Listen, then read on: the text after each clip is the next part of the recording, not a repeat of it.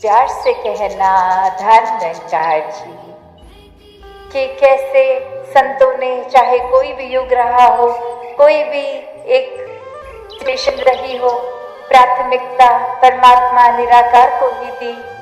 फिर एक उस तरह मन में नहीं बात आती कि अभी जीवन का कोई पड़ाव चल रहा है, तो उसी में जो जिज्ञासु होते हैं, जिनकी इच्छा होती है, तो वो चाहे बाल अवस्था हो या बुजुर्गी या नौजवानी की, तो ध्यानस्था से नौजवानी की उम्र में जिनको एक ये जिज्ञासा है, या कईयों को बुजुर्गी में भी आती है, तो जब आए तब मुबारक, ये उस समय ही परमात्मा उसी पल मिल सकता है। बस बात वही कि ये संसार की ओर, ये संसार की सामान, ये रिश्ते नाते, ये परमात्मा ने जो बख्शे हैं, इसका जहाँ संभाल तो करनी है, पर मन को इसमें बांधना नहीं है। ये जब तक चीज़ों को हम परमात्मा की देन समझेंगे, ये सदुपयोग भी होगा, ये एक अच्छी तरह से इस्तेमाल भी होंगी चीज़ें।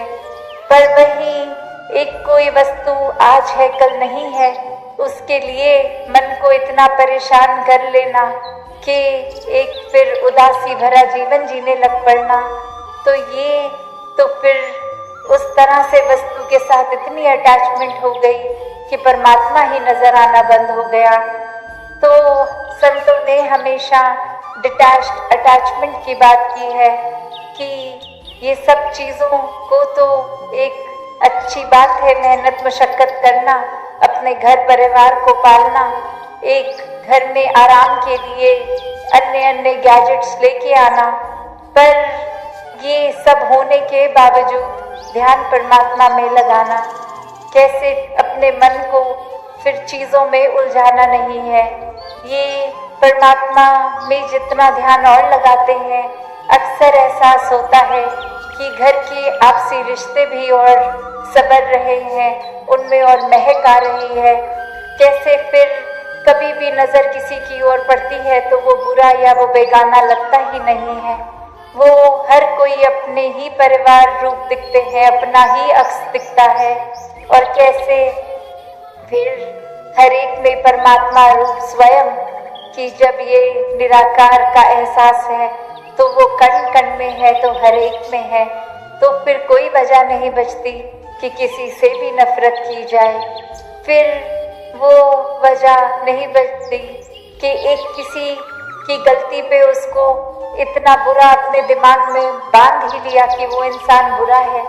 नहीं, फिर वो जहाँ उस इंसान की माफ़ी के मोहताज भी नहीं रहते, वो खुद ही क्षमा का भाव अंदर से आता है, और वो इंसान अगर माफ़ी मांग भी ले तो भी बात यही रहती है कि ये आगे से गलती वो इंसान ना रिपीट करे। उतनी कम्युनिकेशन, एक उतनी बातचीत उस इंसान से रहती है कि चलो गलती हो गई तो कोई बात नहीं, हमसे भी होती है, आपसे भी हो गई, बस आगे इसको वाकई ही सुधार का एक ये मौका देखें, इसमें एक वो अपॉर्चुनिटी देखें, इसको फिर अगर शिक्षा मिली है तो इसको गंवाया ना जाए पल को, ये सीख कर आगे बढ़ा जाए।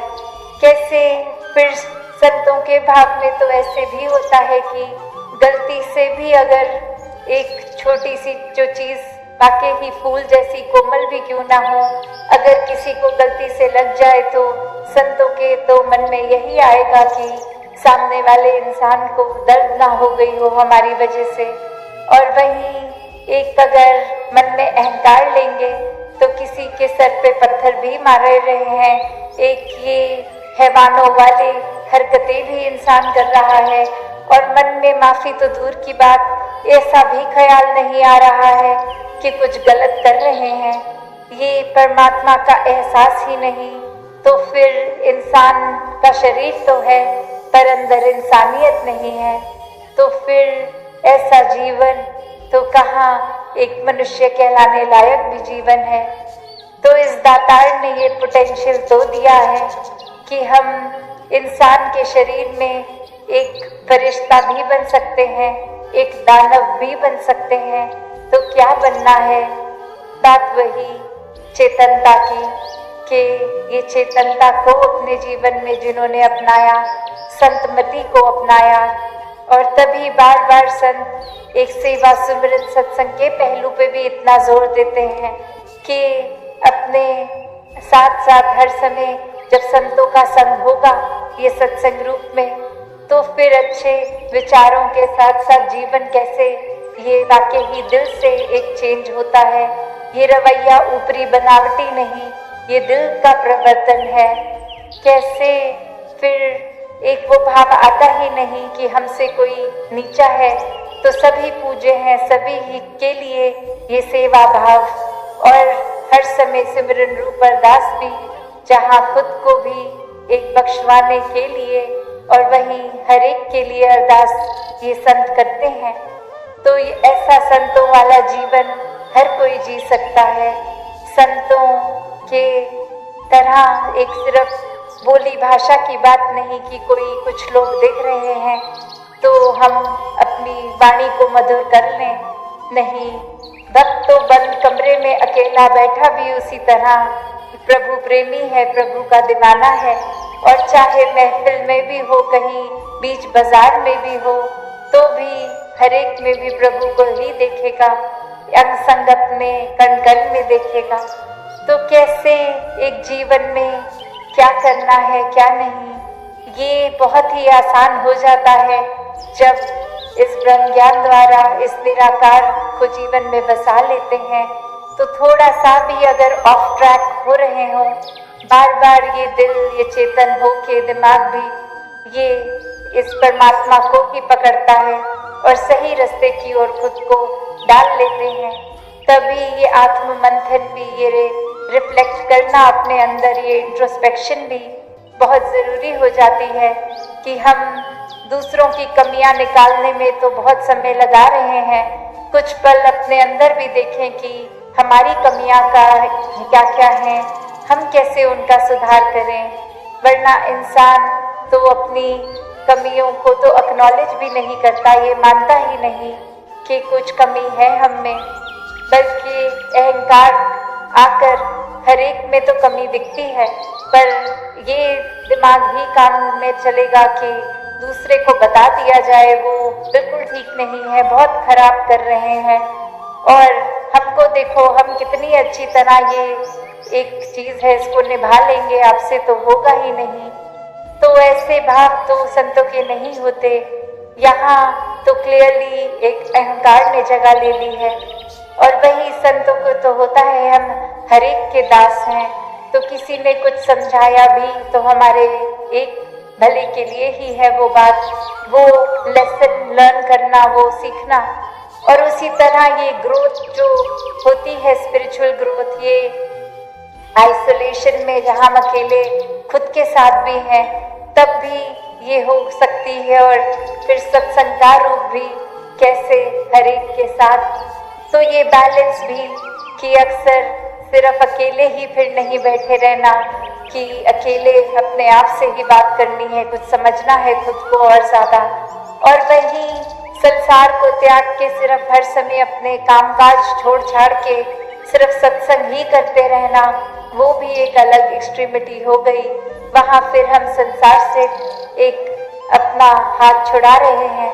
तो ये बैलेंस की बात होती है, और यहाँ तो बहुत ही सरल है कि बस निराकार को मन में रखो। तो घर में किसी कारणवश अगर सत्संग नहीं भी जा पा रहे तो वो अगर तो वाकई ही जेन्युइन कारण है तो घर के अंदर भी उस समय रहना सेवा है।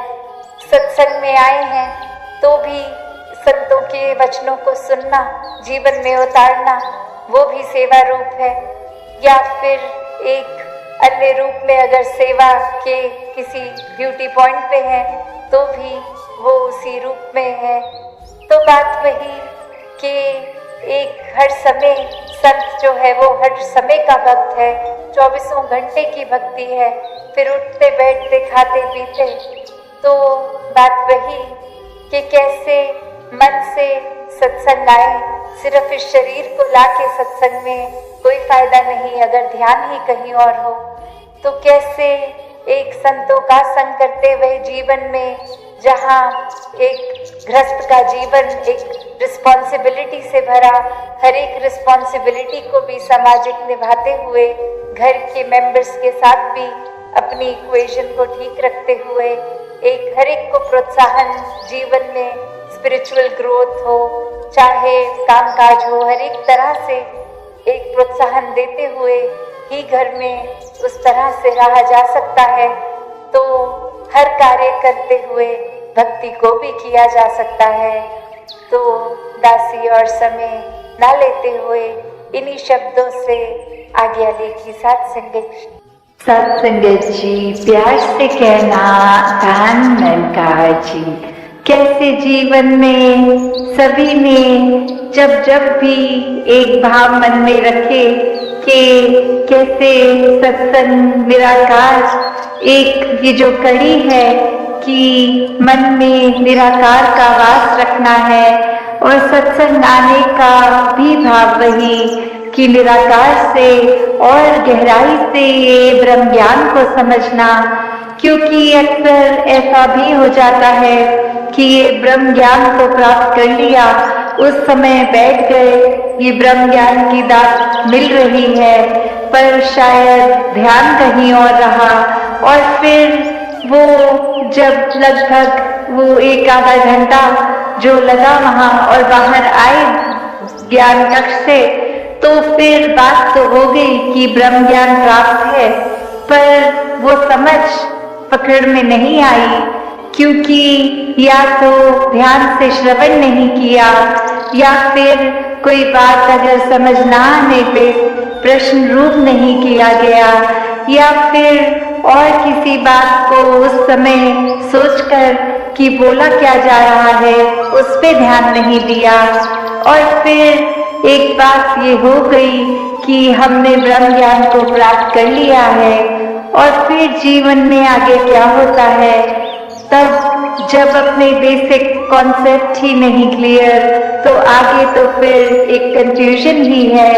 वो फिर जिंदगी वैसी ही है जो चाहे किसी ने ब्रह्म ज्ञान ना लिया हो तो भी जो वो जीवन जीते हैं, वैसे ही हर फिर ऐसे भी जब ज्ञान लेकर उसको समझकर उसको हृदय में न बसाए तो भी जीवन वैसे ही ये अंधकार में ही होता है। तो बात वही कि ब्रह्म ज्ञान भी जब ले रहे हों तो कैसे वो उसकी समझ को पकड़ना है, एक मन में क्लैरिटी से ये ज्ञान बसे, उस ओर ही ये ध्यान हो। आगे अक्सर ये भी देखा गया है संसार में कि कोई अगर व्यक्ति जब मिशन से परिचित नहीं होते और वो एक आकर किसी व्यक्ति को देखे जो यहाँ संगत में बहुत महापुरुष अगर दुनियावी रूप में सक्सेसफुल होते हैं, एक माया रूप उनके प्रति निरंकार ने अगर ये धन दौलत अधिक दी होती है, तो अक्सर कुछ इस तरह का भी प्रभाव ले लेते हैं कि इन्होंने अगर ब्रह्म ज्ञान लिया है तो ही इनके पास धन दौलत है, तो ही ये इनका परिवार कोई ज्यादा बीमार नहीं पड़ता, और ऐसे मन से फिर वो सत्संग की ओर आते हैं कि यदि हम भी ले लेंगे और वो प्राप्त हो जाए तो हमें भी धन दौलत मिलेगी, हमें भी एक बीमारी रहित शरीर मिलेगा। तो जब ऐसे भी आके एक ब्रह्म ज्ञान रूप में जुड़ते हैं तो ये सवाल उस समय उनका भी कि आप अगर ब्रह्म ज्ञान लेना चाहते हो तो उसके पीछे कोई वेस्टेड इंटरेस्ट नहीं, कोई एक भाव मन में इच्छा का नहीं। ब्रह्म ज्ञान लेने के लिए मन तभी जब वो एक जिज्ञासु मन हो, जब बात इस शरीर की हो ही ना, जब बात सिर्फ इस शरीर के अंदर बसी आत्मा और अंग संग हर जगह बसे इस परमात्मा की हो, कि जब इस आत्मा की तड़प की अपने असली रूप इस निराकार में मिलना है, इसका पता करना है, तो वो भाव एक ब्रह्म ज्ञान के प्रति एक रुझाव होना, एक जिज्ञासा होना मुबारक है। क्योंकि ये भी देखा गया है कि अक्सर कुछ संगत करके कुछ एक नए अगर जुड़ते भी हैं, आगे वो कुछ समय बाकियों को प्रेरणा देते हैं कि हम कुछ समय से सत्संग जा रहे हैं, आप भी चलिए, और खुद अपने कुछ समय में ही वो सत्संग के प्रति लगन कम हो गई और आगे जिनको कहा उनके प्रति वो उनका तो एक मन का लगाव इस निरंकार से हो गया। उन्होंने ब्रह्म ज्ञान भी लिया और उसको बताया भी, उसके प्रति एक जीवन समर्पित भी किया, पर जिन्होंने उनको ब्रह्म ज्ञान की प्रेरणा दी वो ही सत्संग से दूर हो गए। तो कैसे जीवन में हर किसी ने ये ब्रह्म ज्ञान की दात को जब लेना है तो भाव मन में सिर्फ और सिर्फ यही कि इस निराकार का पता चल जाए, इस शरीर की ही यात्रा को हम एक अपने शरीर को ही सब कुछ ना मान बैठे। जो असली का जीवन है, एक नश्वर जीवन, वो तो एक खत्म है जब, तो ये आत्मा जो नश्वर हमेशा एक दातार के साथ ही जुड़कर हो जाएगी जब भटकन से रहित जीवन होगा। ये मन के भाव इस निराकार से, ये गहरा नाता, जो भी संदेश भी मिला वो रूहानियत से भरा जीवन में उतर जाए तो कैसे ये जीवन तब्दील हो सकता है।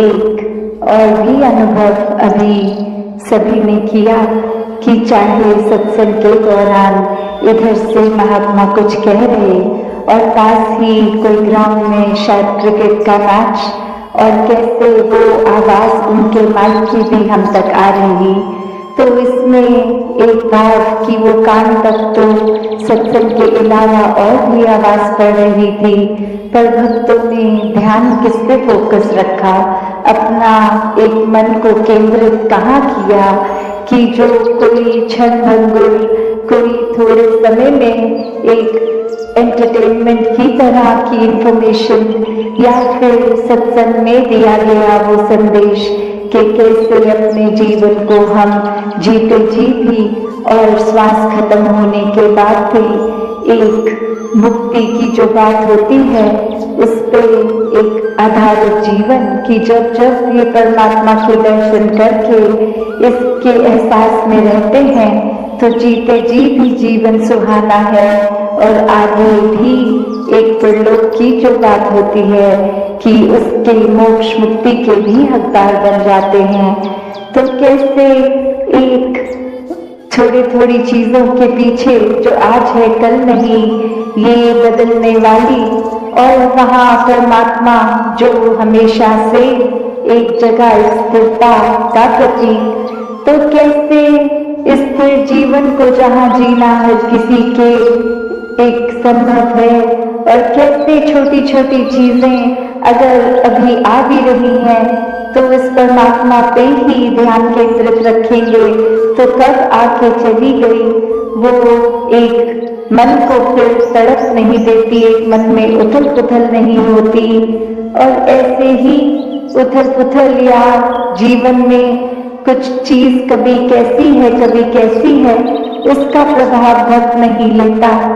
एक कहानी भी दासी के ध्यान में आ रही कि कैसे एक व्यक्ति के पास एक घोड़ा, और वो रातों रात घोड़ा अपने आप को छुड़वा के स्टेबल से भाग गया, और फिर आसपास के ये पड़ोसी भी व्यक्ति को कहने लगे कि तुम तो परमात्मा में इतना विश्वास रखते हो, तुम्हारे साथ ऐसा कैसे हो गया, इतना नुकसान हो गया, इतना महंगा घोड़ा था तुम्हारा, भाग गया।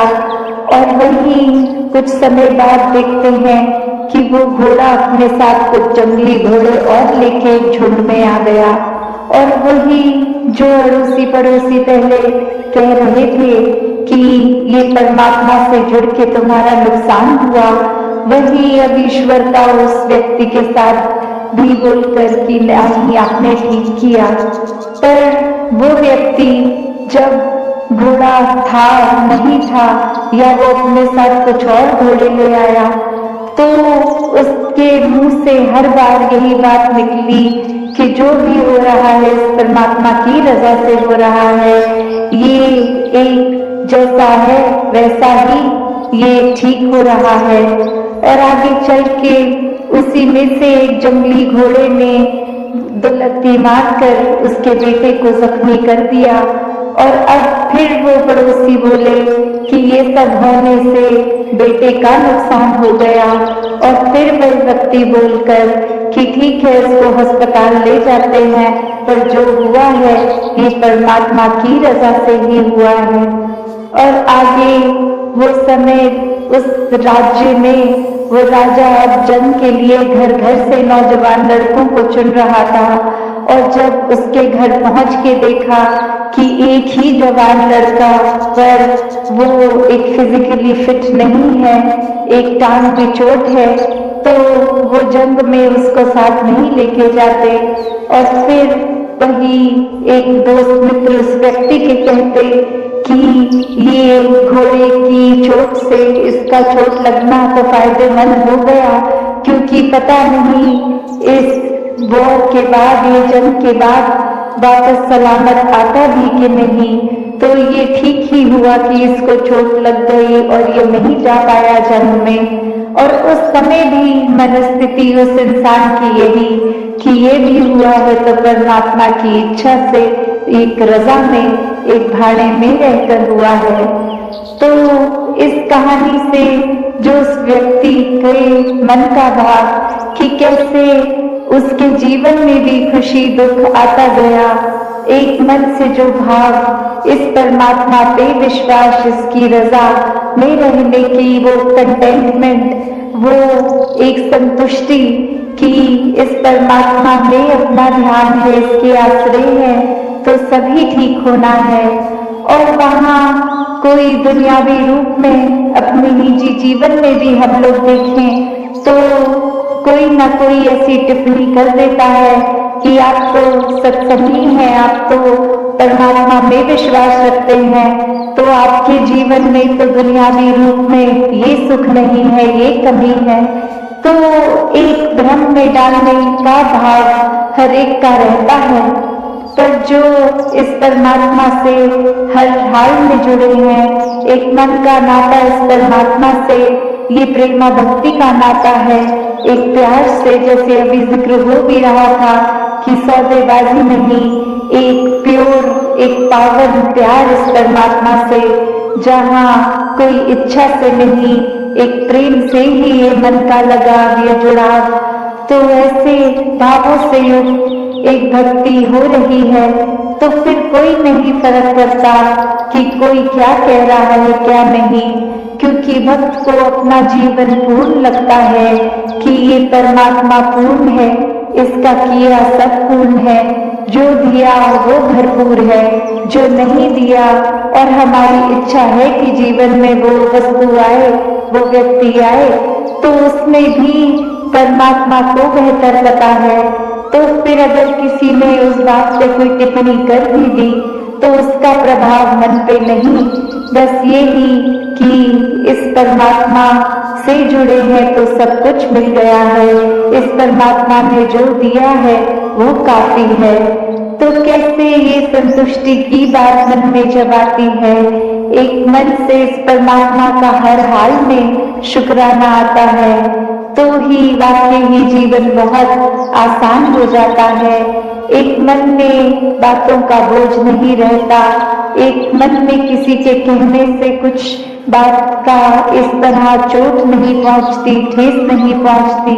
और अगर किसी के शब्द कुछ सुन भी लेते हैं जो अच्छे नहीं, उसको मन से बाहर निकालना और उसी समय उस व्यक्ति के लिए भी मन में कोई नफरत का भाव या एक बुरा सोच उसके लिए नहीं बैठती, ना ही ये उम्मीद भी आती है कि अब इस इंसान ने बुरा भला बोल तो दिया है पर ये जब तक माफी नहीं मांगेगा, माफ नहीं करेंगे, तो ऐसे भी भाव फिर मन में उपज नहीं लेते, क्योंकि जब वो भी पल में देख कर कि किसी ने कुछ कहा तो वो बात को अनसुना करना भी ये चेतनता है।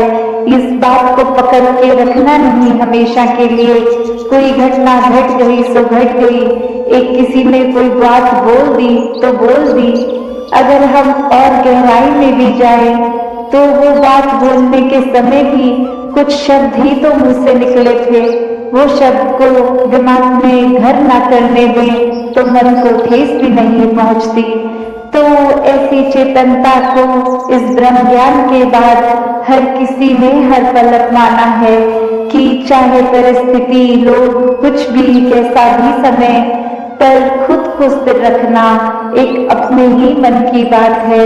एक परमात्मा के एहसास को हर समय इसमें रहकर सिमरन रूप से एक ध्यान बनाकर निराकार पे पूरा विश्वास बनाना भी फिर एक हम पे ही निर्भर करता है कि हम डगमगा जाएं या पूर्ण रहे, पक्के रहें इस रास्ते पर जो सच्चाई का रास्ता ये ब्रह्म ज्ञान मिला है, इस पे विश्वास पूरा बना के रखें। तो कैसा जीवन जीना है, ये जो भाव है मन में हर किसी के, चाहे वो एक थोड़ा अहंकार रूप का भाव होगा तो भी वो बदला जा सकता है, और अहंकार से धीरे धीरे वो नम्रता की यात्रा की जा सकती है। तो बात वही कि भक्तों के संदेश में ये स्वयं को बदलने की जो बात होती है वो क्यों होती है, भक्तों का जीवन संसार के अन्य व्यक्तियों से अलग क्यों होता है, कैसे होता है। तो बात वही कि भक्तों के जीवन में भी वही है, दृष्टि के लिए आँख है, खाने के लिए हाथ हैं, एक सूंघने के लिए नाक है। एक दिन में उतार चढ़ाव उसी प्रकार आएंगे, और उसी तरह जो भक्त श्रेणी के नहीं हैं उनके भी जीवन में ये सब ही है। तो भक्तों ने जो एक बदलाव अपने अंदर लाया वो यही कि इस दुनिया में तो रहते हैं पर दुनिया से अलग होके रहते हैं। तो ये अलग अब कैसे रहना हुआ, ये ब्रह्म ज्ञान द्वारा जब इस परमात्मा को पा लिया, देख लिया, इसके प्यार में एक पूर्णता से खचित हो गए, तो कैसे एक अपने आप को हर पल इस परमात्मा के एहसास में रहने वाला वो भाव भक्तों के जीवन में आ गया। और जैसे एक दुनिया के तो तरह तरह के रंग हैं, भक्तों के जीवन में सिर्फ वो प्यार का रंग चढ़ता है जो इस परमात्मा से हो जाता है इसको देखने के बाद। तो ऐसे भाव से युक्त भक्त अपने जीवन के जब हर पल को जीते हैं तो वो भाव ही बदल जाते हैं, एक नज़रिया बदल जाता है। एक वो बात कि अगर हम कुछ भी उदाहरण लें कि कोई भी स्थिति में एक जो रुख करा जा सकता है वो एक अच्छी तरफ भी और बुरी तरफ भी, एक परिस्थिति से हम क्या निकालते हैं वो भी एक अच्छाई निकाली जा सकती है, एक बुराई निकाली जा सकती है। तो भक्तों ने हमेशा वो अच्छाई की ओर ही रुख करना सिखाया है कि परिस्थिति अगर इस परमात्मा ने दी है तो अच्छी ही होगी। एक अगर उस परिस्थिति को अच्छा नहीं समझ रहे हम तो वो हमारी कमी है। इस परमात्मा ने तो पूर्ण किया है इस परिस्थिति को भी। जब इस परमात्मा ने हमको जो कुछ दिया वो परमात्मा का जो दान है, तो ये परमात्मा जहाँ पूरा है तो परमात्मा की दी हुई हर परिस्थिति भी पूर्ण है। फर्क सिर्फ हमारे नज़रिए का होता है कि उसको हम किस तरह देख रहे हैं, उस परिस्थिति में से हम निचोड़ क्या निकाल रहे हैं, उससे सिखलाई क्या निकाल रहे हैं। क्या हम सिर्फ हमारे अनुसार कुछ नहीं हुआ तो उसके वजह से इस परमात्मा को ही कोस रहे हैं, या ये भी मान रहे हैं कि ये ही हमारे लिए बेस्ट है और कैसे इसमें वरदान छुपा हुआ है।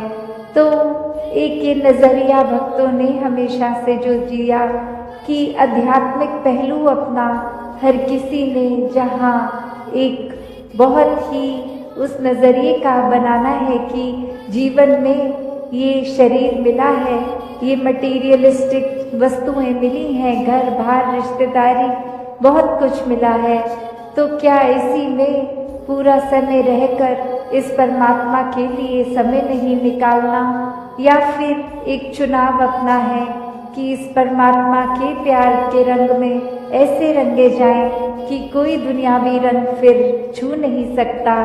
ये पक्के का रंग, ये एक हर समय रहने वाला रंग, और इस रंग को जिसने भी अपने ऊपर लगाया वो हमेशा के लिए आनंदित हो गए। एक जीवन हर समय के लिए झूम झूम के जिया गया। और वो फिर बात कि भक्तों के जीवन में भी विपरीत परिस्थितियां आईं, तो भी उन्होंने कभी इस परमात्मा से विश्वास नहीं तोड़ा। तो बात वही कि परमात्मा के प्यार में जो रंग जाते हैं वो खुद ब खुद बदल जाते हैं। एक सामाजिक रूप से चाहे रहन सहन वैसा ही रहेगा जैसे ये परमात्मा के प्यार से पहले का था, वो एक शक्ल आकार सब सेम रहेगा, सिर्फ और सिर्फ जो बदला जाएगा वो मन के भाव बदलते हैं। तो ऐसा ही बदलाव हर किसी के जीवन में मुबारक बदलाव होता है कि ये एक संसार में जितने भी अलग अलग प्रकार के चाहे इंसानों के साथ मुलाकात होनी, और वो एक अलग अलग कल्चर बैकग्राउंड, दिखने में अलग, खान पान अलग, सब तरह से वो एक डाइवर्सिटी रूप, और कैसे वो होने के बावजूद भी सब परमात्मा के साथ जो एकत्व के बंधन में हैं, तो हर एक को एक दूसरे में परमात्मा ही नजर आता है। और कैसे फिर एक ये एकत्व ही दिल पे हर समय का, और उससे फिर कोई किसी में फर्क नहीं दिखता, कोई ऊंच नीच जाति पाति प्रांति कुछ भी फर्क नहीं, सब अपने हैं, सब ही पूजनीय हैं। तो कैसे ये परमात्मा का वास तो पूरी सृष्टि के कण कण में है, और वहीं जो हर किसी में भी, और यही परमात्मा को देखना ब्रह्म ज्ञान है कि इस परमात्मा को जब हर समय के लिए ये दिखाई देगा कि हर जगह ही मौजूद है, तो फिर एक जहाँ अपनी भी चेतनता जाग उठेगी, एक जो सच्ची दात है जो भक्तों ने युगों युगों से समझाई है कि दुनियावी एक दौलत तो आज है कल नहीं, इसने बदल जाना है, एक माया का रूप बदल जाना है, घर परिवार सोसाइटी सब बदल जाएगा, पर सिर्फ और सिर्फ एक चीज़ जो अपनी जगह में कायम दायम शुरू से थी, अभी भी है, और ये संसार खत्म होने पे भी रह जाएगी, तो वो बस ये परमात्मा, ये निराकार है। तो इस निराकार को पहचान के जीवन में जहाँ फिर वो समझ भी आ जाती है कि जो कुछ इस निराकार ने दिया है उसका सदुपयोग ही करना है, किसी के नुकसान का कारण अपने आप को या किसी वस्तु को नहीं बनाना, मन में भाव हर किसी के लिए एक शुद्ध विचार रखते हुए हर किसी के लिए फिर वो मन से एक दुआ अरदास कि ये जहाँ किसी के घर में जीवन में एक स्वास्थ्य रूप किसी भी तरह का एक नुकसान हो रहा है, तो वो भी एक भक्तों का दिल तो इस तरह पिघलता है, किसी को देखकर ठीक नहीं है तो उनसे ज़्यादा उनका दर्द भक्त समझते हैं। तो कैसे ऐसे वाले जीवन को मुबारकबाद जीवन कहा जाता है ये एक परोपकारी जीवन होता है। अपने लिए सेल्फ सेंटर्ड होके, सेल्फिश होके, ये अपने ऊपर केंद्रित नहीं, पूरे संसार की भलाई के लिए भक्त अपना जीवन लगा देते हैं। पूरी ह्यूमैनिटी, पूरी मानवता के लिए ये संसार में आकर, तो कैसे जहाँ एक मन में भी भाव होते हैं कि ये एक समान अगर नहीं भी कोई दिख रहा पर सब ही एक है, तो भाव वही कि भक्तों ने युगों से ये जो संदेश दिया है कि कैसे इस परमात्मा को जानकर फिर अपने जीवन में बदलाव आ सकता है। ये जीवन बहुत ही सहज जिया जा सकता है। ये मन एक स्थिर करके हर समय रखा जा सकता है। स्थिर के साथ नाता जोड़ लिया तो मन भी स्थिर। ये एक दुनियावी आंधियाँ आती भी हैं कि अगर हम जी रहे हैं तो हमें नफरत नहीं करनी, प्यार करना है। और वो प्यार जैसे कबीर जी ने भी कहा है कि 2.5 अक्षर प्रेम के, तो वही बात कि हम अपने सिर्फ आपसे तो पहले करें, उससे पहले इस निरंकार प्रभु परमात्मा को देखकर हर एक से वही प्यार एक्सटेंड करें, तभी हर चीज और प्यारी लगती है। कि अगर हम कुछ किसी से मिल रहे हैं और वो बिल्कुल एक अजनबी है, तो भी उसके लिए मन में पहली फीलिंग ही वो प्यार की आएगी, क्योंकि ये जो परमात्मा ने दिल बनाया है उसको आइडियली सिर्फ प्यार करने के लिए ही बनाया है। और जब वो प्यार दूसरी फीलिंग्स, नेगेटिविटीज में अगर हम ज़्यादा अपना रुझान रखेंगे, तो मन में पहले किसी को देखते ही वो चेहरे पे मुस्कुराहट की बजाय वो एक शिकन आता है। तो इसी में हमें ये देखना है कि किस तरह हम अपने आप में वो तब्दीली लाएं, ये ज्ञान प्राप्त करके एक वो अपने मन में ठहराव लाएं, ये प्यार और बढ़ाएं अपने दिल में, कि हर एक में ही फिर ये निरंकार का, खुदा का अंश जब दिखे तो हर एक से ही उस तरह प्यार हो जाए। हाँ जी।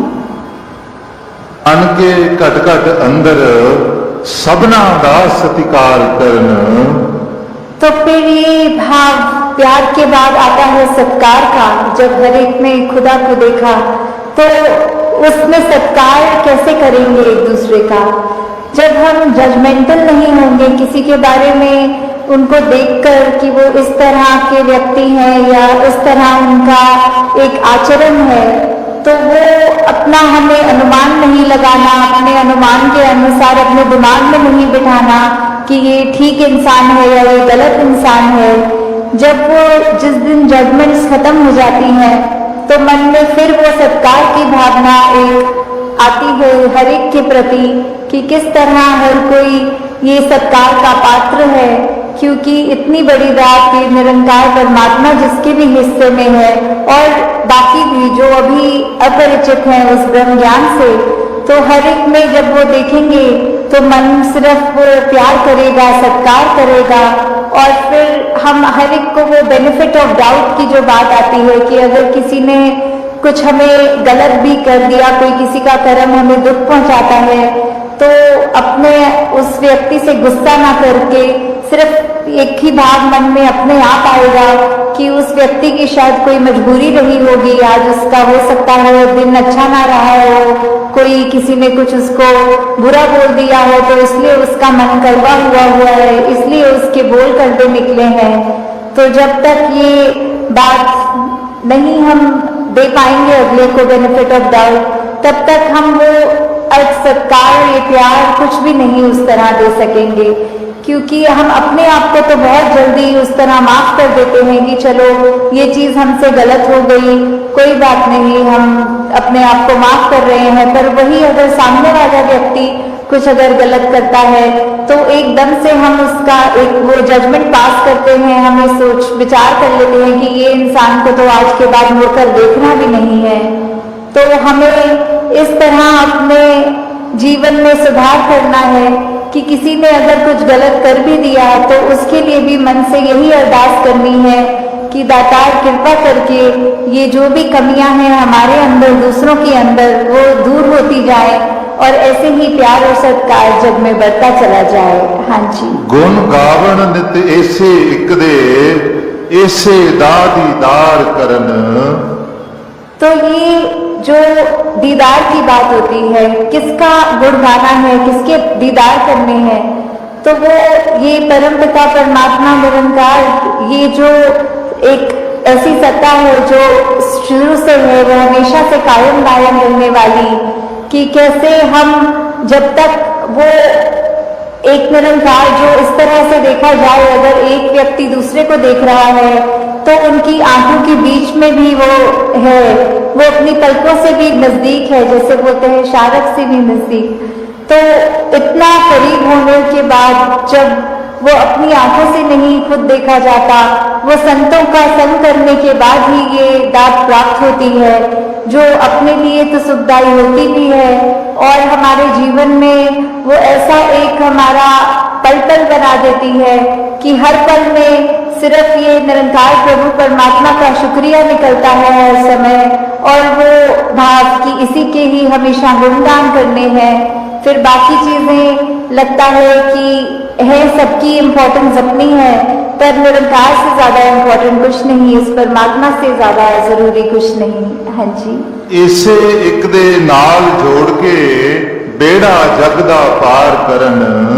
तो ये बेड़ा जग का, इससे क्या मतलब हो रहा है? इससे सिर्फ यही बात कि हम जब जीवन काल की यात्रा अपनी जी रहे हैं तो उसमें हमें क्या एक ऐसा जो बोलते हैं कि एक परमानेंट चीज क्या है, कि जो सबसे मजबूत चीज जिसने वो स्थिर है, उसने कभी हमारे उतार चढ़ाव के साथ उतरना चढ़ना नहीं है।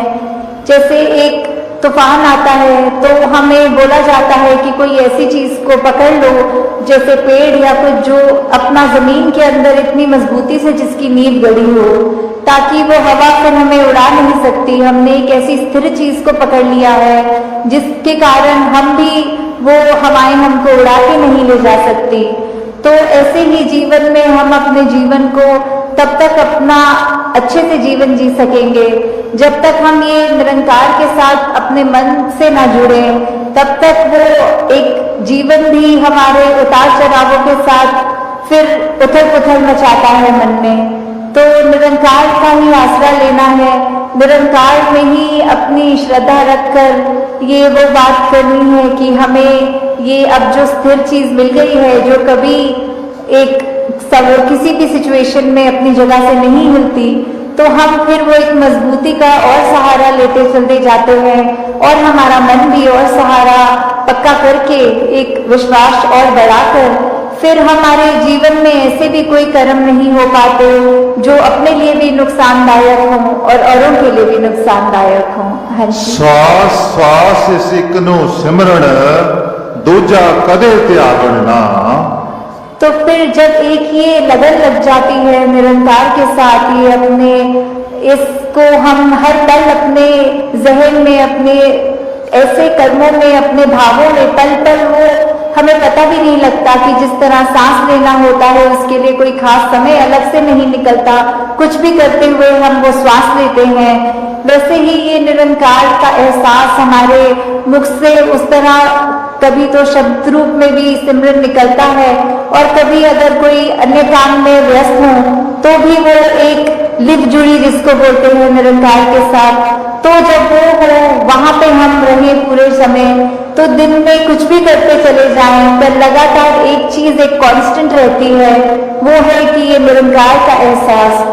तो जब तक हम वो सिमरन रूप में अपना नाता निरंकार से और गहरा करते जाएं, जितना अधिक से अधिक हो सके मन में भी करें और बोल से भी सिमरन करें, ताकि वही बात कि ये निरंकार ही है जो सही मायने में सब कुछ है और बिना उसके कुछ भी नहीं, और वो खुद भी सब कुछ होते हुए ना उस तरह दिखता है पर फिर भी इतने गुण बिल्कुल निर्गुण होते हुए भी।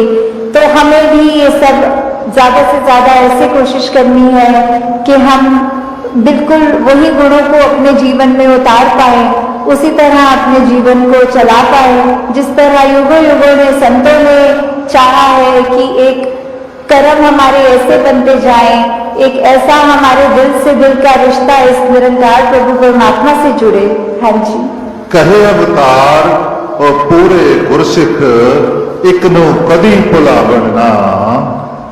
तो फिर ये जो एका है ये निरंकार की तरफ इशारा करते हुए कि जो भी पूर्ण गुरसिख होंगे जिनको ये ब्रह्म ज्ञान की दात प्राप्त हो गई और उसके बाद वो अपने अहंकार को तज के ये उस तरह एक सिर्फ इस एक ही के साथ ही जुड़ा हो, चाहे वो किसी भी भाव से हम लेते हो, जो अपनी श्रद्धा से जो भी बुलाना चाहे, तो उसके साथ जब तक जुड़े हैं इसका एहसास करते हुए तो ही सब कुछ है। नहीं तो वो एहसास जिस पर खो दिया समझो वो जीवन काल वहीं थम गया, या फिर वो भी नहीं पता लगता कि कब वो पतन की ओर एक हमारे सोच विचार बन जाते हैं।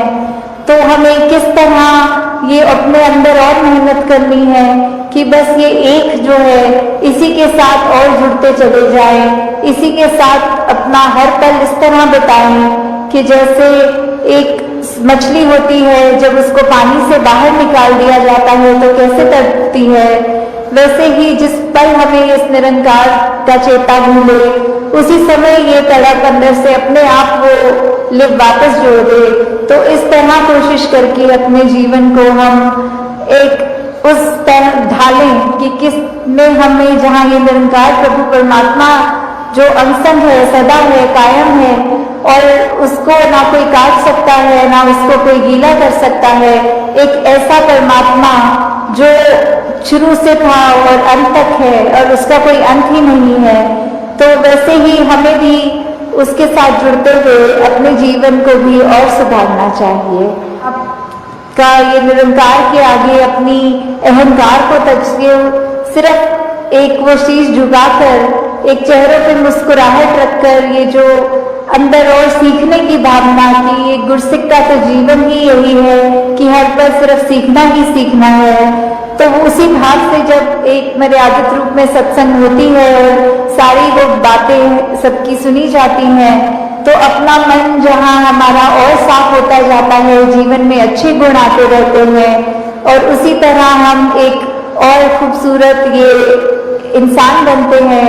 हम खुद भी इस मिशन के साथ ये जो भाव है मन में हर किसी के चाहे वो एक थोड़ा अहंकार रूप का भाव होगा तो ही वो बदला जा सकता है और अहंकार से धीरे धीरे वो नम्रता की यात्रा की जा सकती है। तो बात वही कि भक्तों के संदेश में ये स्वयं को बदलने की जो बात होती है वो क्यों होती है, भक्तों का जीवन संसार के अन्य व्यक्तियों से अलग क्यों होता है, कैसे होता है। तो बात वही कि भक्तों के जीवन में भी वही दृष्टि के लिए आँख है, खाने के लिए हाथ है, एक सूंघने के लिए नाक है, एक दिन में उतार चढ़ाव उसी प्रकार आएंगे और उसी तरह जो भक्त श्रेणी के नहीं है उनके भी जीवन में ये सब ही है। तो भक्तों ने जो एक बदलाव अपने अंदर लाया वो यही कि इस दुनिया में तो रहते हैं पर दुनिया से अलग होके रहते हैं। तो ये अलग अलग कैसे होना हुआ, ये ब्रह्म ज्ञान द्वारा जब इस परमात्मा को पा लिया, देख लिया, इसके प्यार में एक पूर्णता से खचित हो गए तो कैसे एक अपने आप को हर पल इस परमात्मा के एहसास में रहने वाला वो भाव भक्तों के जीवन में आ गया। और जैसे एक दुनिया के तो तरह तरह के रंग हैं, भक्तों के जीवन में सिर्फ वो प्यार का रंग चढ़ता है जो इस परमात्मा से हो जाता है इसको देखने के बाद। तो ऐसे भाव से युक्त भक्त अपने जीवन के जब हर पल को जीते हैं तो वो भाव ही बदल जाते हैं, एक नजरिया बदल जाता है। एक वो बात की अगर हम कुछ भी उदाहरण लें कि कोई भी स्थिति में एक जो रुख करा जा सकता है वो एक अच्छी तरफ भी और बुरी तरफ भी एक परिस्थिति से हम क्या निकालते हैं वो भी एक अच्छाई निकाली जा सकती है, एक बुराई निकाली जा सकती है। तो भक्तों ने हमेशा वो अच्छाई की ओर ही रुख करना सिखाया है कि परिस्थिति अगर इस परमात्मा ने दी है तो अच्छी ही होगी। एक अगर इस परिस्थिति को अच्छा नहीं समझ रहे हम तो वो हमारी कमी है। इस परमात्मा ने तो पूर्ण किया है इस परिस्थिति को भी। जब इस परमात्मा ने हमको जो कुछ दिया वो परमात्मा का जो दान है, तो ये परमात्मा जहाँ पूरा है तो परमात्मा की दी हुई हर परिस्थिति भी पूर्ण है। फर्क सिर्फ हमारे नजरिए का होता है कि उसको हम किस तरह देख रहे हैं, उस परिस्थिति में से हम निचोड़ क्या निकाल रहे हैं, उससे सिखलाई क्या निकाल रहे हैं। क्या हम सिर्फ हमारे अनुसार कुछ नहीं हुआ तो उसके वजह से इस परमात्मा को ही कोस रहे हैं, या ये भी मान रहे हैं कि ये ही हमारे लिए बेस्ट है और कैसे इसमें वरदान छुपा हुआ है। तो एक ये नजरिया भक्तों ने हमेशा से जो दिया कि आध्यात्मिक पहलू अपना हर किसी ने जहाँ एक बहुत ही उस नजरिए का बनाना है कि जीवन में ये शरीर मिला है, ये मटेरियलिस्टिक वस्तुएं मिली हैं, घर बार रिश्तेदारी बहुत कुछ मिला है, तो क्या इसी में पूरा समय रहकर इस परमात्मा के लिए समय नहीं निकालना, या फिर एक चुनाव अपना है कि इस परमात्मा के प्यार के रंग में ऐसे रंगे जाए कि कोई दुनियावी रंग से छू नहीं सकता। ये पक्के का रंग, ये एक हर समय रहने वाला रंग, और इस रंग को जिसने भी अपने ऊपर लगाया वो हमेशा के लिए आनंदित हो गए। एक जीवन हर समय के लिए झूम झूम के जिया गया। और वो फिर बात कि भक्तों के जीवन में भी विपरीत परिस्थितियां आई तो भी उन्होंने कभी इस परमात्मा से विश्वास नहीं तोड़ा। तो बात रही कि परमात्मा के प्यार में जो रंग जाते हैं वो खुद ब खुद बदल जाते हैं। एक सामाजिक रूप से चाहे वह सहन ऐसा ही रहेगा जैसे ये परमात्मा के प्यार से पहले का था, वो एक शक्ल आकार सब सेम रहेगा। सिर्फ और सिर्फ जो बदला जाएगा वो मन के भाव बदलते हैं। तो ऐसा ही बदलाव हर किसी के जीवन में मुबारक बदलाव होता है कि ये एक संसार में जितने भी अलग अलग प्रकार के चाहे इंसानों के साथ मुलाकात होनी, और वो एक अलग अलग कल्चर बैकग्राउंड, दिखने में अलग, खान पान अलग, सब तरह से वो एक डाइवर्सिटी रूप, और कैसे वो होने के बावजूद भी सब परमात्मा के साथ जो एकत्व के बंधन में है, तो हर एक को एक दूसरे में परमात्मा ही नजर आता है। और कैसे फिर एक ये एकत्व ही दिल पे हर समय का, और उससे फिर कोई किसी में फर्क नहीं दिखता, कोई ऊंच नीच जाति पाति प्रांति कुछ भी फर्क नहीं, सब अपने हैं, सब ही पूजनीय हैं। तो कैसे ये परमात्मा का वास तो पूरी सृष्टि के कण कण में है, और वहीं जो हर किसी में भी, और यही परमात्मा को देखना ब्रह्म ज्ञान है कि इस परमात्मा को जब हर समय के लिए ये दिखाई देता कि हर जगह ही मौजूद है, तो फिर एक जहाँ अपनी भी चेतनता जाग उठेगी। एक जो सच्ची बात है जो भक्तों ने युगों युगों से समझाई है कि दुनिया भी एक दौलत तो आज है कल नहीं, इसने बदल जाना है, एक माया का रूप बदल जाना है, घर परिवार सोसाइटी सब बदल जाएगा, पर सिर्फ और सिर्फ एक चीज जो अपनी जगह में कायम शुरू से थी, अभी भी है और ये संसार खत्म होने पे भी रह जाएगी, तो वो बस ये परमात्मा, ये निराकार है। तो इस निराकार को पहचान के जीव साथ संगत जी, प्यार से कहना धन निरंकार जी। साथ संगत जी, सुख व दुख का विशेष कारण विचार और महसूस करने की शक्ति होती है। अर्थात अगर हमारे अंदर शुभ विचार चलते हैं तो हम अच्छा महसूस करते हैं, और अशुभ विचार चलते हैं तो हम बुरा महसूस करते हैं। साथ संगत जी, एनु याद ओह कर सकदा जो साधु तो ज्ञान लई, अवतार कहे वो मित्र हमारा जो इसनु पहचान लई। धर्म ग्रंथों के अनुसार मनुष्य निरंकार प्रभु को सर्वव्यापक जानकर प्रार्थना करता है। साथ संगत जी की, हे प्रभु मैं तेरी शरण हाँ, मैनू बख्श लो, तू ही मुझे हर कष्ट से बचाने वाला है, तेरे बिना मेरा कोई नहीं। साथ संगत जी, इंसान के अंदर अगर संतोष है तो वह सबसे ज़्यादा अमीर है, अगर शांति है तो सबसे ज़्यादा सुखी है, अगर दया है तो सबसे ज़्यादा श्रेष्ठ, और अगर स्वस्थ है तो सबसे ज़्यादा भाग्यशाली है। दौलत इंसान के रहन सहन का तरीका बदल सकती है, और दौलत बुद्धि नियत और तकदीर नहीं।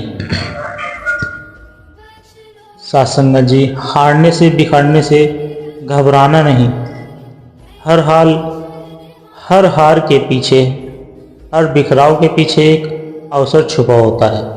इस दुनिया में जो कुछ भी आपके पास है बतौर अमानत ही है, और दूसरों की अमानत का भला गुरूर कैसा। अमानत को अपना समझना सरासर बेईमानी है। साथ संगत जी, याद रखना यह कोई किसी का नहीं। तुम चाहो तो लाख पकड़ने की कोशिश कर लो, मगर यहाँ आपकी मुट्ठी में कुछ आने वाला नहीं। अमानत की साथ संभाल तो करना, मगर उसे अपना समझने की भूल मत करना। साथ संगत जी, और जो सचमुच तुम्हारा अपना है इस दुनिया की चमक दमक में, उसे भी कभी मत भूल जाना। यह सच है कि इस दुनिया में कोई तुम्हारा अपना नहीं, मगर दुनिया बनाने वाला जरूर अपना है। साथ संगत जी, फिर उस अपने से प्रेम न करना बेईमानी नहीं तो और क्या है। साथ संगत जी, आंखों में तेरा खुमार है, दिल में तुम्हारा प्यार है, दुनिया में तो तेरे बिना नफरत का कारोबार है। इंसान और भगवान में अभिमान की दीवार है, जिससे पूरा सद्गुरु मिल गया उसको हुआ दीदार है। बतला के 9 द्वार हमें दिखलाया 10 द्वार है, अब अंग संग है देखते होता विशाले यार है। एहसान है तेरा सतगुरु जो लगाया बेड़ा पार है, संतों के मन में अब तू बसा रहे ख्वाहिश यही सरकार है। साथ संगत जी, सतगुरु अपने सेवक की दिशा और दशा सब बदल देता है, बस सेवक को सतगुरु के हवाले हो जाना चाहिए। स्वयं को समर्पित कर देना है सतगुरु जी के चरणों में। आसानी से नहीं मिलता साहब ये गुरसिक का ताज, आसानी से नहीं मिलता साहब ये गुरसिक का ताज। काबिल तारीफ होने के लिए गुरमत में चलना भी पड़ता है। साथ संगत जी, अटुक है 24 घंटे गुरु के गुणगान गाते रहे, गुरु को दिल में बसाते रहे, शुक्राना में जीवन बिताते रहे, गुरु दर पे हमेशा आते रहे, रहमतों से झोलियां भरते रहे। साथ संगत जी, गुरु से लगन लगाए रखना, गुरु है जीवन का गहना।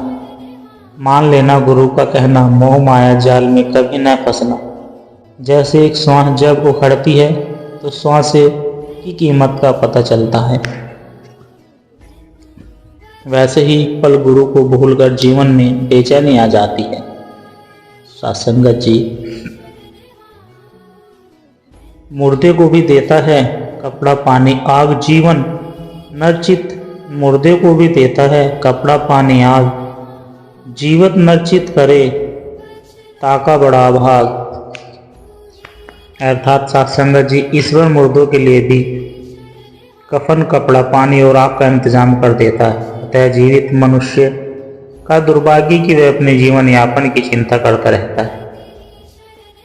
मेरी चिंता हरि करे, क्या करूं मैं चित हरि को चित्यो हरि करे, तापर रहो नहीं चित। साथ संगत जी, मेरे लिए प्रभु चिंता करते हैं, मुझे चिंता करने की जरूरत नहीं। जो ईश्वर का निरंतर चिंतन करता है, प्रभु अपने जीवों की चिंता स्वयं करते हैं। जो सच्चा विश्वास है तो दुख क्यों न जाए, कहे कबीर विचारी के तन मन देहि जरा। अर्थात साथ संगत जी, यदि हृदय में परमात्मा के प्रति सच्चा विश्वास है तो सभी दुखों का अंत हो जाता है। कबीर का विचार है कि ईश्वर भक्तों के हृदय के पास एवं दुखों को भस्म कर देता है। श्री अष्टवक्र गीता श्लोक 36 अध्याय 18। अज्ञानी मनुष्य कर्म रूपी अभ्यास से मुक्ति नहीं पा सकता और ज्ञान कर्म रहित होने पर भी केवल ज्ञान से मुक्ति प्राप्त कर लेता है। साथ संगत जी, मुस्कुराहट का कोई मोल नहीं होता, कुछ रिश्तों का कोई तोल नहीं होता। लोग तो मिल जाते हैं हर मोड़ पर, लेकिन हर कोई आपकी तरह अनमोल नहीं होता। कौन किसी से क्या लेता है, कौन किसी को क्या देता है। थोड़ा सा हंस लेते हैं, थोड़ा सा हंसा देते हैं। रिश्तों में यही तो होता है, हंसना और हंसाना कोशिश है मेरी। हर कोई खुश रहे यही चाहत है मेरी। भले ही मुझे कोई याद करे ना करे, लेकिन हर अपने को याद करना आदत है मेरी। साथ संगत जी, दुख दर्द तकलीफ में कभी भी घबराना नहीं चाहिए। दुख दर्द हमें दुनिया का असली चेहरा दिखाते हैं, सतगुरु हमें मजबूत बनाते हैं ढेरों अनुभव देकर। सब्र की शक्ति, सब्र करना कठिन होता है। आदमी सब कुछ जल्दी पाना चाहता है। साथ संगत जी, किसी भी कार्य का परिणाम तुरंत नहीं मिलता, समय लगता है। किसान बीज बोकर लगन, मेहनत, समर्पण, सहनशीलता और ईमानदारी के साथ इंतजार करता है फसल का। माँ की तरह कोख में बच्चा 9 महीने तक रहता है। माँ इंतजार करती है 9 महीने तक बेटे को देखने के लिए। साथ संगत जी, सब्र इंतजार की ताकत जिसके पास है वही कामयाब होते हैं। साथ संगत जी, एक तू ही निरंकार, साध की संगत कर ले बंदे, चेहरे पर चमके नूर। साध की संगत करने से मन की मैल होवे दूर। साध की संगत कर ले बंदे, कष्ट गरीबी होगे दूर। साध की संगत कर ले बंदे, अहंकार होवे दूर। साध की संगत कर ले बंदे, मिले तुझे अगोचर राम। साध की संगत कर ले बंदे, पले होले पाया राम। साध की संगत कर ले बंदे, पिएगा तू अमृत रस। साध की संगत कर ले बंदे, पांचों हो जाए तेरे वश। साध की संगत करने से धीरज मन को आएगा। अवतार मिले जो साधु पूरा मन काबू में आएगा। साथ संगत जी, रखना तू सदा सतगुरु पर विश्वास। दुनिया में बस उसकी है एक आस। बने रहना तू सतगुरु का ही दास। हर घड़ी हर पल में ही है तेरे पास। मायावी में तो सबका ही है नाश। मत रहना तो अब किसी हताश। जो अपनी कश्ती सतगुरु के सहारे छोड़ दिया करते हैं, खुद तूफान भी उन कश्तियों को किनारे छोड़ दिया करते हैं। सतगुरु वहाँ भी रास्ता निकाल देते हैं जहाँ से कोई रास्ता नहीं होता।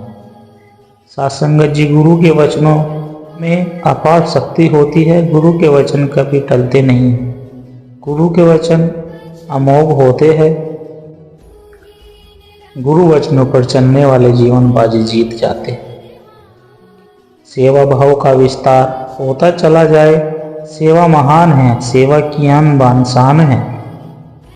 साथ संगत जी, सेवा संपूर्ण सृष्टि का सारांश है। पूरी सृष्टि सेवा में संलग्न है। सूरज, चांद, हवा, पानी, पूरी कायनात सेवा में लगी हुई है। परमात्मा पल पल सबकी सेवा कर रहे हैं, सबकी पालना कर रहे हैं। मनुष्य का कर्तव्य जिम्मेदारी है सेवा। साथ संगत जी, मानवता की सेवा ईश्वर की पूजा है। नर सेवा नारायण सेवा। सेवा सुमिरन सत्संग। जिस गुरुमुख के जीवन में ये तीनों चीज़ें शामिल हो जाती है, फिर उस गुरुमुख को किसी चीज़ की फिक्र नहीं रहती। साथ संगत जी, जीवन उन लोगों के लिए सर्वश्रेष्ठ है जो इसका आनंद ले रहे, उन लोगों के लिए मुश्किल है जो इसका विश्लेषण कर रहे हैं। साथ संगत, और उन लोगों के लिए सबसे खराब जो इसकी आलोचना कर रहे हैं। हमारा दृष्टिकोण ही हमारे जीवन को परिभाषित करता है। हंसते हुए लोगों की संगत इत्र की दुकान जैसी होती है। खुद न खरीदो तो भी रूह तो महका ही देती है।